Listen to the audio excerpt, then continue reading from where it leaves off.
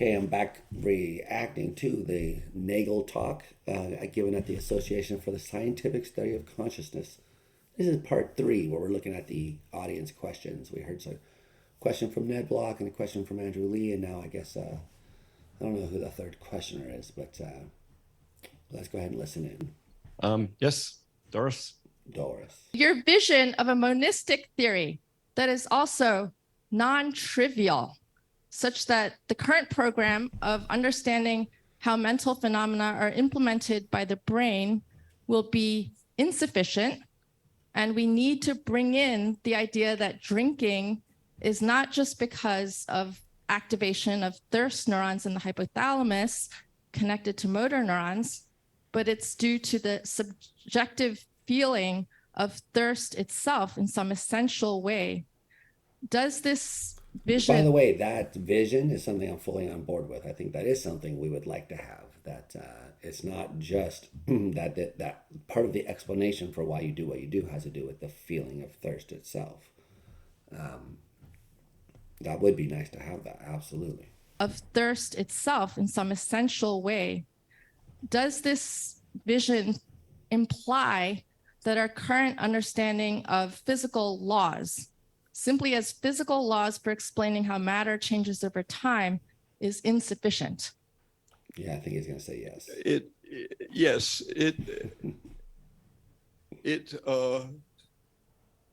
It implies that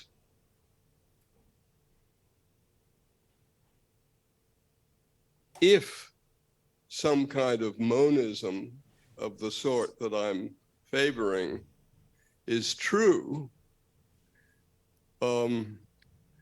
there are causal explanations which it would make possible that explain things that aren't explainable entirely by physical laws and physical explanations. That's it. So it is a radical proposal. I mean, I think that the question of how deterministic physics taken by itself is makes this not completely, doesn't rule this out completely. I mean, it seems to me it's a possibility, and that What if is a symptom that torments individuals with OCD? What if I upset someone I love? Okay. It makes sense to consider the possibility that our ordinary belief that experience actually plays a causal role in the generation of behavior in itself may be true.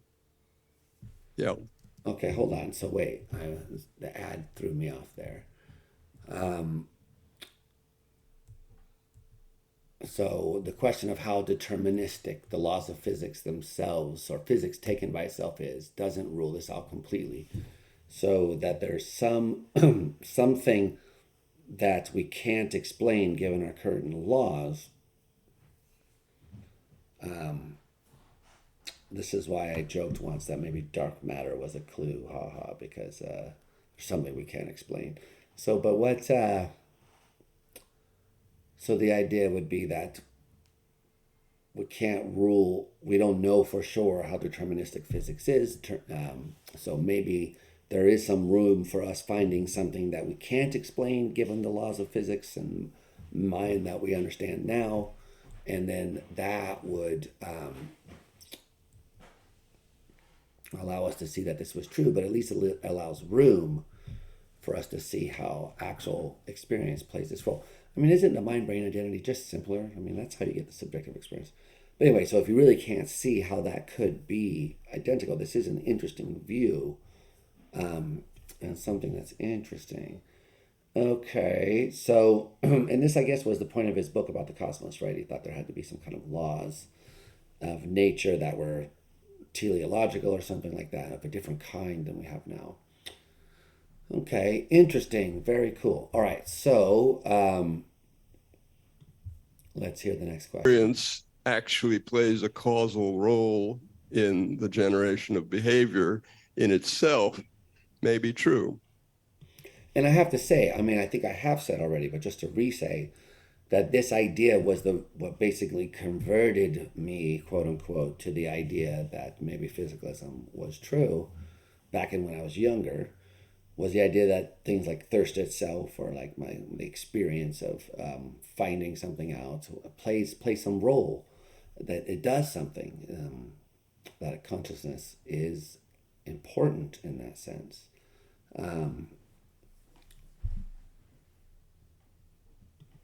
Okay, so I'm on board with the intuition for sure. Okay, Anna. Yeah, thanks for the talk. That was brilliant. And I would love to have had as much time as you had to think about all that. And being brought up by all these materialists around me, I might be a little bit brainwashed. So still, I'm having a problem. If I'm hearing you talking about intrinsic or essential properties, I feel very unsettled because I always think there are no essential properties. And all we can look for is something like family resemblance or go for disjunctive schemata and stuff like that. And so I would ask you to convince me about that there is something like an essential property, conceivable and theoretical, a good way to go. Good question. Well, I mean, don't you think that negative charge is an essential property of an electron? No, you think there could be an electron that had positive charge? Yeah, I think we talked about this last time. There are people who think that the electron is a thing, and that it plays a certain role in our world, but it could play a different role in a different world because that thing is what an electron is, not what it does. So other people will disagree and be like, no, an electron is the just this thing which has negative charge, which having negative charge, by the way, just behaving a certain way. That's how it's defined according to physicists. So there is a debate about this. It is interesting to hear this discussion. I wonder. Or no charge? I don't.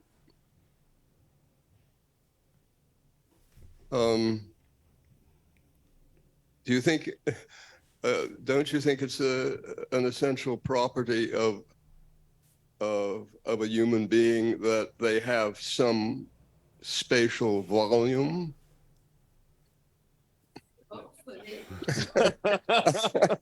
I don't know. Okay. I can't do better. Okay. All right. Yeah, you can't. It's not really a place for that kind of discussion. Lenore Blum. Thank you. Oh, thanks for this great talk. So I'm going to ask a simpler question than Doris. Does your theory allow for a conscious machine? The possibility of a conscious machine? I mean, as a matter of pure logic, it would, but that depends really on the nature of the underlying neutral monistic properties that in our case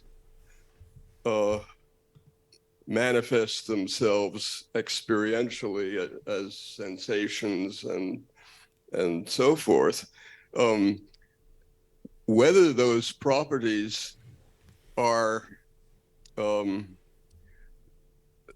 specifically limited to biological systems is an empirical question.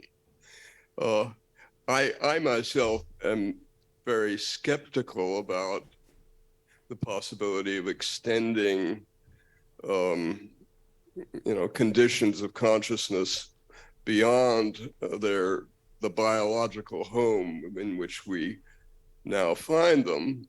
And of course, I would resist an extension that depended on a purely functionalist analysis, but it's simply... Okay, so yeah, he would...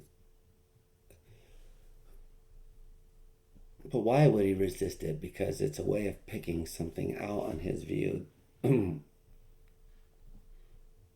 So maybe you're going to pick out something in them which is going to be identical. So what empirically would settle this question for him? Open question whether the underlying basis of the mental physical connection is narrowly biological or not. So yes. Oh, wow. I could become a neutral monist any day now, guys. I'm liking what I hear here. Matter of life. The answer is, when you die, you go to another life. Maybe heaven, maybe purgatory, maybe hell. These are the kind of questions. Cool. Yes, as a purely philosophical matter, yes.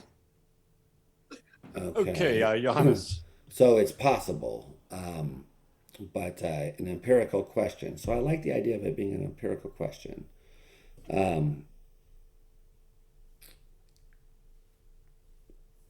Interesting. Okay, so Johannes, I think he's the guy from the Mathematical Association for the Study of Consciousness or something. Mathematical Study of Consciousness, or I forget, but he's a nice guy. Interesting question, I'm sure. Thank you very much for the talk.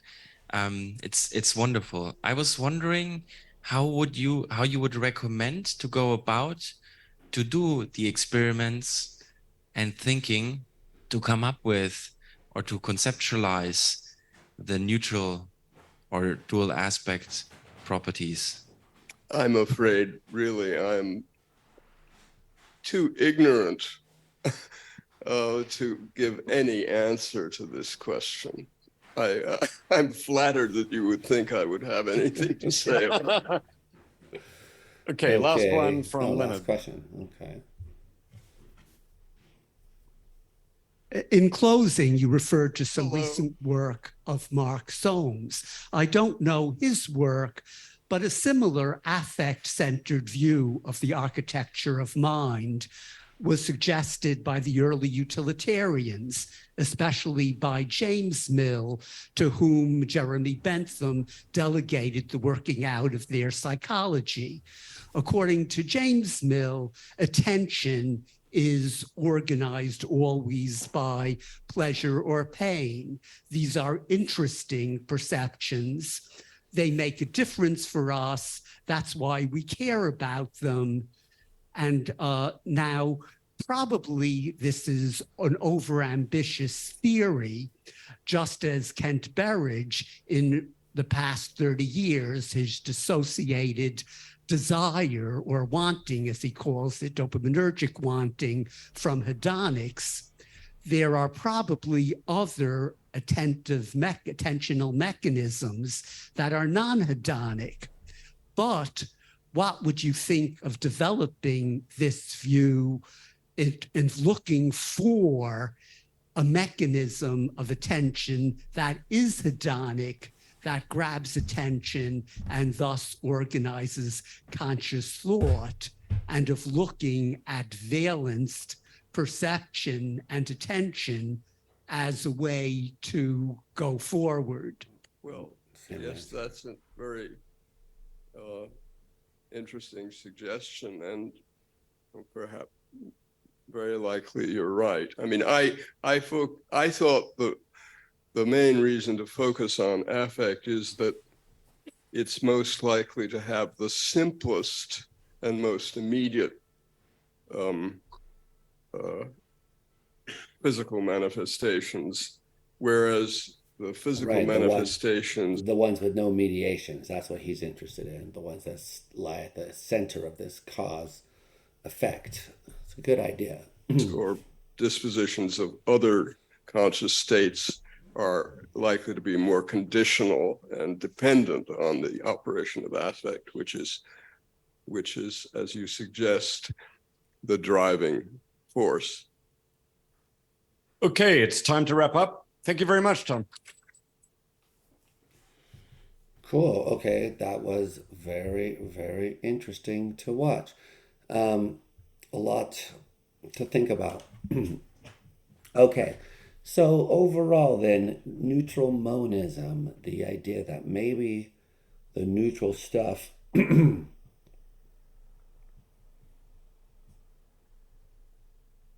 neither mental nor physical, but somehow in the brains it gives rise to mental.